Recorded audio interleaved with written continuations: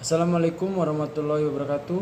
Saya Herdin Sabana, mahasiswa Universitas Terbuka Priode Hukum, akan berperan sebagai kuasa hukum penggugat dalam sebuah kasus wan prestasi perjanjian jual beli tanah.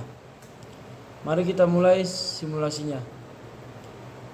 Yang mulia Ketua Majelis Hakim, para hakim anggota yang terhormat, panitia pengganti, jurusita, serta saudara kuasa hukum tergugat yang saya hormati. Perkenalkan, saya Harun Sabana, sarjana hukum yang bertindak selaku kuasa hukum penggugat dalam sidang perkara perdata ini. Saya hadir di sini untuk dan atas nama penggugat yaitu Tuan Andi berdasarkan surat kuasa tertanggal 19 Juli 2023. Pembayaran disepakati dalam dua tahap. Tahap pertama adalah uang muka sebesar 300 juta rupiah yang telah dibayar lunas oleh tergugat. Tahap 2 adalah pelunasan sisa pembayaran sebesar 700 juta rupiah yang jatuh tempo pada tanggal 15 April 2023. Namun hingga saat ini tergugat belum juga melunasi sisa pembayaran tersebut meskipun kami telah melayangkan surat teguran atau somasi sebanyak 2 kali. Tindakan tergugat ini jelas telah merugikan klien saya. Tidak hanya dana yang tertahan tetapi tanah milik klien kami juga menjadi terikat secara hukum sehingga beliau kehilangan kesempatan untuk menjualnya kepada pihak lain yang mungkin lebih serius dan mampu. Yang mulia Majelis Hakim, dengan ini izinkan saya untuk membacakan surat gugatan wan prestasi yang bertentangan di bawah ini. Advokat Herdin Sabana, sarjana hukum, alamat di Jalan Satria nomor 45 Bogor. Pekerjaan advokat dalam hal ini bertindak sebagai kuasa hukum berdasarkan surat kuasa nomor 01/7 Romawi /2023 tanggal 19 Juli 2023. Bertindak untuk dan atas nama Tuan Andi, pekerjaan wira swasta, alamat Jalan Raya Cisarua nomor 15 Kecamatan Cisarua Bogor. Alamat Jalan Cisarua nomor 15 Kecamatan Cisarua Bogor, Kabupaten Bogor. Selanjutnya disebut sebagai penggugat melawan Tuan Budi, pekerjaan wira swasta, alamat Jalan Puncak nomor 11 Kecamatan Cisarua, Kabupaten Bogor. Selanjutnya disebut sebagai tergugat. Adapun duduk perkara atau posita adalah sebagai berikut.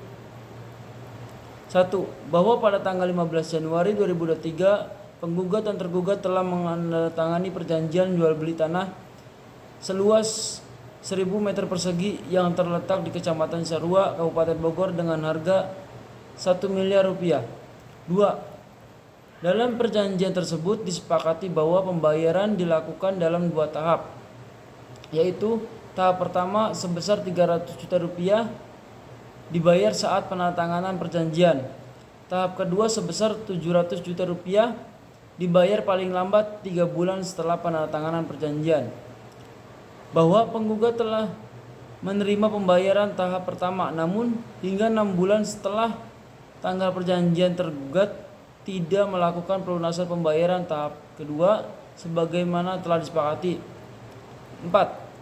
Bahwa penggugat telah mengirimkan 2 kali surat teguran somasi kepada tergugat agar segera melunasi kewajibannya namun tidak diindahkan. 5.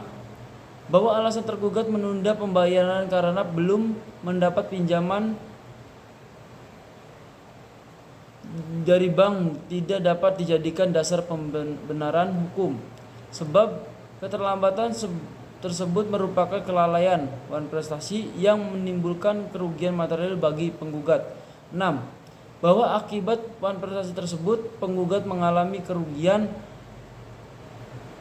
karena tidak dapat menjual tanah tersebut kepada pihak lain dan kehilangan kesempatan untuk memperoleh keuntungan ekonomi. 7. Bahwa berdasarkan pasal 1243 Kitab Undang-Undang Hukum Perdata, pihak yang melakukan manfaatasi wajib mengganti kerugian yang ditimbulkan. Petitum. Berdasarkan uraian tersebut di atas, penggugat memohon kepada Ketua Pengadilan Negeri Bogor untuk memeriksa dan memutuskan perkara ini dengan amar sebagai berikut. A. Primer. Menerima dan mengabulkan gugatan penggugat untuk seluruhnya, menyatakan bahwa tergugat telah melakukan manifestasi perjanjian jual beli tanah tertanggal 15 Januari 2023, menghukum tergugat untuk membayar sisa harga tanah sebesar 700 juta kepada penggugat, menghukum tergugat untuk membayar ganti rugi atas keterlambatan sebesar 100 juta rupiah, menyatakan sah dan mengikat perjanjian jual beli tanah antar penggugat dan tergugat tertanggal 15 Januari 2023. Menghukum tergugat untuk membayar seluruhnya biaya perkara yang ditimbulkan dalam perkara ini. Subsidiar. Apabila majelis hakim berpendapat lain, mohon putusan seadil-adilnya ex aequo et bono. Demikian surat gugatan ini disampaikan dengan harap agar Ketua Pengadilan Negeri Bogor berkenan memeriksa dan memutuskan perkara ini seadil-adilnya.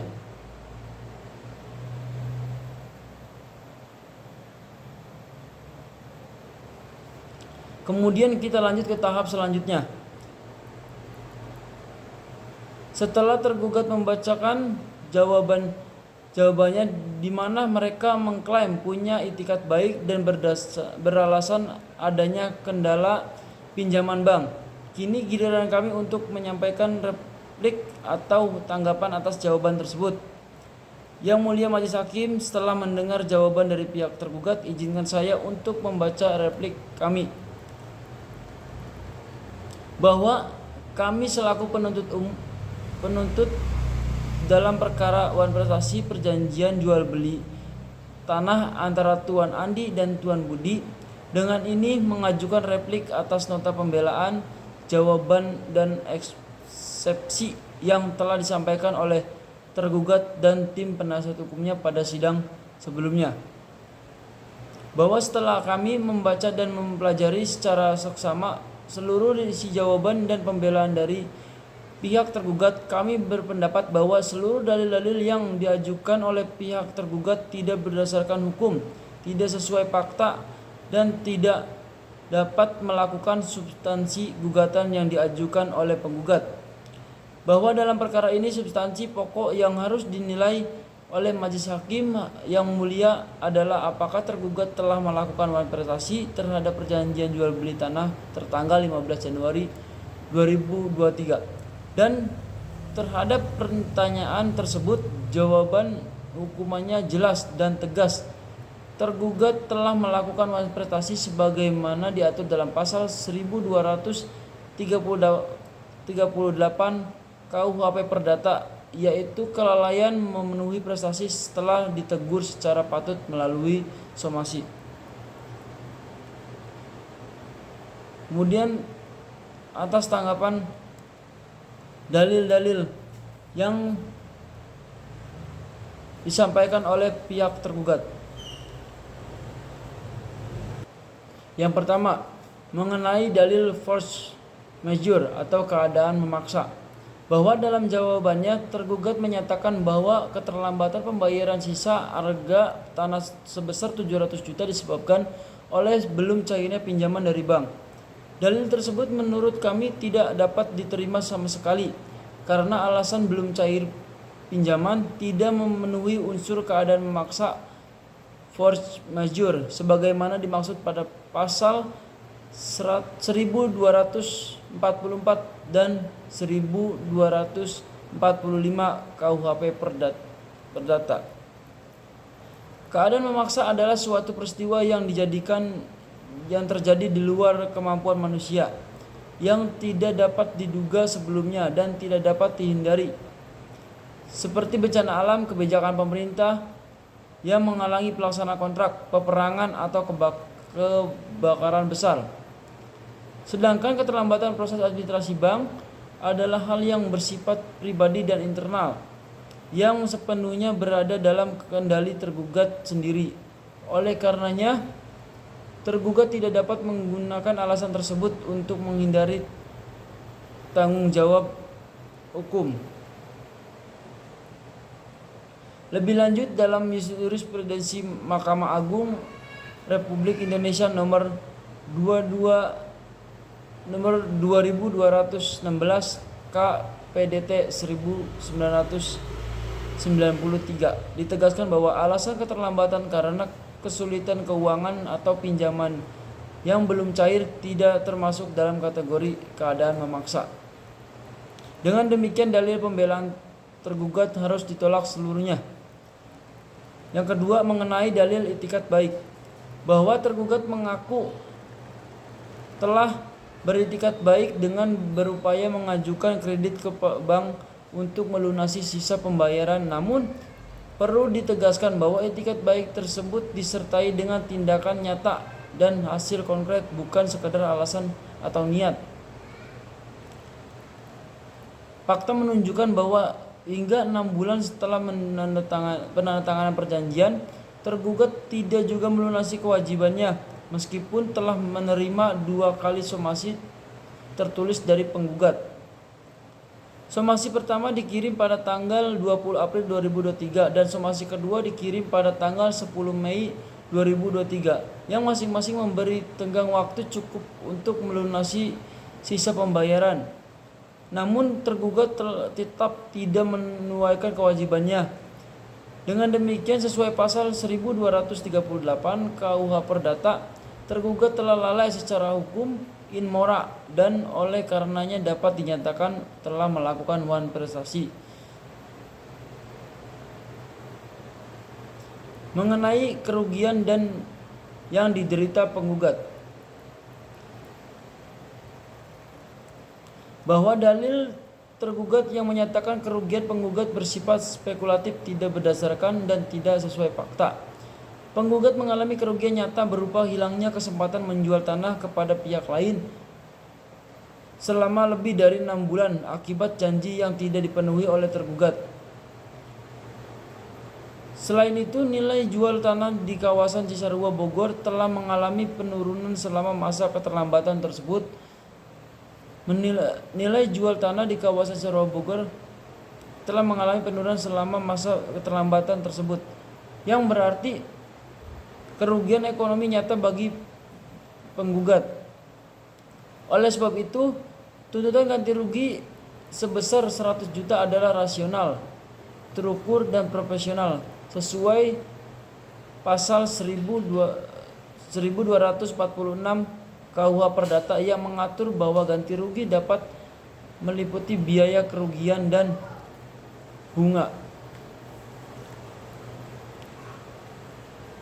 Berdasarkan seluruh uraian fakta dan analisis hukum di atas, kami penggugat dengan tegas menyatakan bahwa seluruh eksepsi jawaban dan pembelaan tergugat tidak berdasarkan hukum dan tidak didukung alat bukti yang sah. Sebaliknya, semua dalil gugatan penggugat adalah sah, beralasan, dan terbukti. Oleh karena itu, kami memohon kepada Majelis Hakim yang mulia untuk menjatuhkan putusan sebagai berikut. Dalam konvensi 1, menolak seluruh eksepsi tergugat untuk seluruhnya.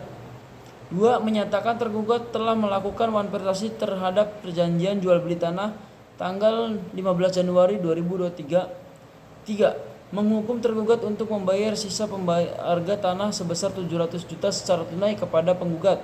4, menghukum tergugat untuk membayar ganti rugi sebesar 100 juta rupiah atas kerugian yang dialami penggugat. 5, menghukum tergugat untuk membayar seluruh biaya perkara.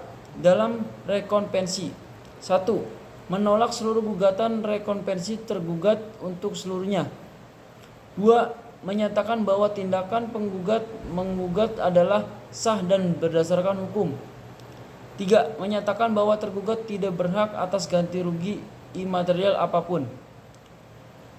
Demikian replik ini kami sampaikan dengan penuh hormat dan keyakinan akan keadilan yang akan ditegakkan oleh Majelis Hakim yang mulia.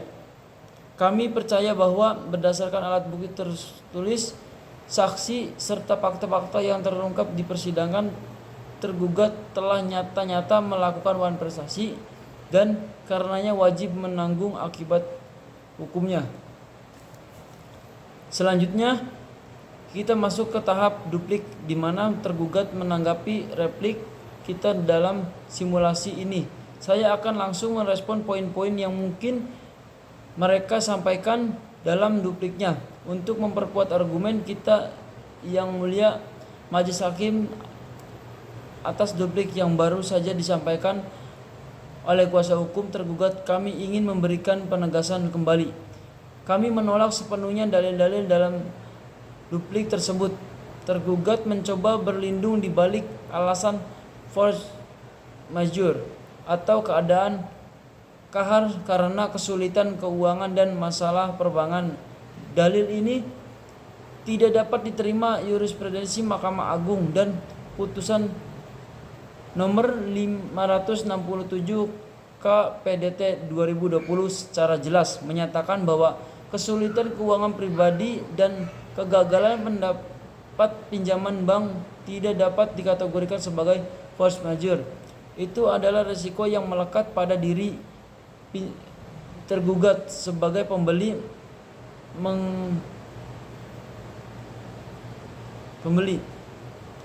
Mengenai klaim komunikasi lisan yang mereka sampaikan dalam hukum perdata, terutama untuk perjanjian seperti penjual beli tanah, komunikasi tertulis adalah acuan bukti percakapan.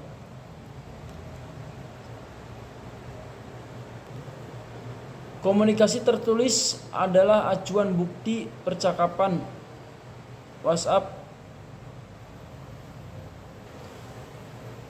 yang mereka ajukan tidak relevan karena terjadi jauh setelah tanggal jatuh tempo pelunasan itu. Hanya upaya mencari-cari alasan setelah wan prestasi terjadi, bukan bukti itikat baik sebelum atau saat jatuh tempo. Kerugian yang kami dalilkan memiliki hubungan sebab akibat yang langsung dengan wan prestasi tergugat. Jika mereka melunasi tepat waktu, klien kami tidak akan kehilangan kesempatan menjual kepada pihak ketiga dan tidak perlu mengeluarkan biaya tambahan. Oleh karena itu kami tetap pada petitum awal kami. Sekarang tibalah saat yang krusial, yaitu tahap pembuktian. Di sini kata-kata saja tidak cukup, kita harus menyajikan bukti-bukti yang kuat. Yang mulia Majelis Hakim, izinkan kami untuk mengajukan bukti-bukti surat kami dalam perkara ini. Dasar hukum mengajukan bukti kami adalah pasal 1865 KUH Perdata yang menyatakan bahwa setiap orang yang mendalilkan suatu hak diwajibkan untuk membuktikan adanya hak tersebut. Berikut adalah daftar bukti surat yang kami ajukan yang kami beri tanda P. Bukti P1. Perjanjian jual beli tanah antara Tuan Andi dan Tuan Budi tertanggal 15 Januari 2023. P2. Bukti pembayaran tahap 1. Bukti transfer bank sebesar 300 juta dari Tuan Budi kepada Tuan Andi. P3. Surat somasi pertama, surat teguran tertanggal 20 April 2023 yang dikirim melalui pos tercatat. Bukti P4. Surat somasi kedua, surat teguran tertanggal 10 Mei 2023 yang juga tidak direspon oleh tergugat. Berikutnya bukti P5. Fotokopi sertifikat tanah atas nama Tuan Andi sebagai bukti kepemilikan yang sah. P6. Bukti kerugian. Dokumen perhitungan kerugian akibat tertundanya penjualan dan biaya pemeliharaan tanah selama masa sengketa ini membuktikan kerugian material tambahan. Seluruh bukti ini yang mulia secara konsisten mendukung dalil kami bahwa tergugat telah melakukan manifestasi menyebabkan kerugian nyata bagi klien kami dan sekaligus membantah seluruh dalil pembelaan tergugat. Permohonan kami tetap sama, yaitu agar majelis hakim menyatakan tergugat telah manifestasi dan menghukumnya untuk membayar ganti rugi. Akhirnya sampai pada tahap terakhir sebelum putusan, yaitu penyampaian kesimpulan. Yang mulia majelis hakim yang kami muliakan, setelah melalui seluruh rangkaian persidangan, izinkan kami menyampaikan kesimpulan akhir berdasarkan fakta persidangan dan bukti-bukti yang kami ajukan terbukti secara sah dan meyakinkan bahwa 1. Telah ada perjanjian jual beli yang sah dan mengikat antara penggugat dan tergugat. 2. Tergugat telah melakukan manifestasi dengan tidak melunasi sisa pembayaran sebesar 700 juta rupiah pada tanggal yang telah disepakati. 3. Seluruh alasan yang dikemukakan tergugat termasuk masalah pinjaman bank tidak berdasarkan secara hukum dan tidak dapat menghapuskan kewajibannya. 4. Akibat wan prestasi tersebut, penggugat menderita kerugian nyata yang terdiri dari sisa pembayaran pokok 700 juta rupiah, kerugian imaterial dan biaya lainnya sebesar 100 juta rupiah, sehingga total menjadi 800 juta rupiah. Oleh karena itu, dalam petitum kesimpulan ini kami memohon agar majelis hakim 1. Mengabulkan gugatan kami seluruhnya. 2. Menghukum tergugat untuk membayar total ganti rugi tersebut. 3. Menyatakan putusan ini dapat dilaksanakan terlebih dahulu meskipun ada upaya hukum banding atau kasasi. 4. Dan membebankan seluruh biaya perkara kepada tergugat. Demikian kesimpulan ini kami sampaikan atas perhatian dan kearifan yang mulia majelis hakim. Kami ucapkan terima kasih. Demikian simulasi yang saya sampaikan dari tahap gugatan sampai akhir persidangan. Saya ucapkan terima kasih. Wassalamualaikum warahmatullahi wabarakatuh.